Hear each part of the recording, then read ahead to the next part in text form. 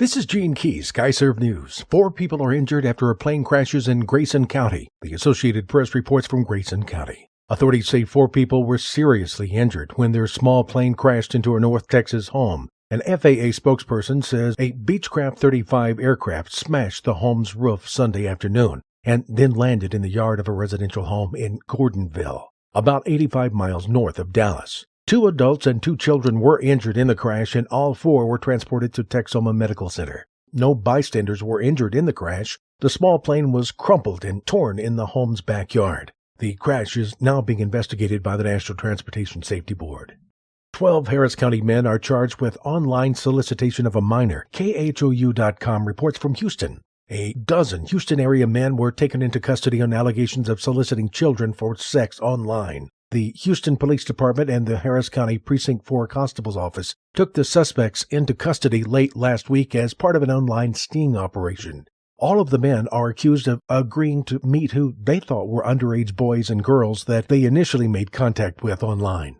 The former JetBlue pilot is suing the airline for his mid-air meltdown. NewsChannel10.com reports from Amarillo. A former JetBlue pilot whose wild behavior caused an emergency landing in Amarillo 3 years ago filed a lawsuit Friday against the airline company for letting him fly. On March 27, 2012, a mid-air meltdown by former pilot Clayton Osborne forced the emergency landing of a JetBlue flight headed from New York to Las Vegas. Now he claims the airline should have known he was ill and should not have let him fly. Osborne's sudden outburst about religion and the 9/11 terrorist attacks caused a panic on Flight 191. Passengers and crew were able to restrain him, and the plane safely landed at Rick Husband's International Airport in Amarillo. Osborne was charged with interfering with a flight crew and faced up to 20 years in prison. In July of 2012, a federal court found him not guilty by reason of insanity. Today, he is a free man, and now he wants his $16 million from JetBlue. The lawsuit says Osborne's erratic behavior on the flight resulted from seizures.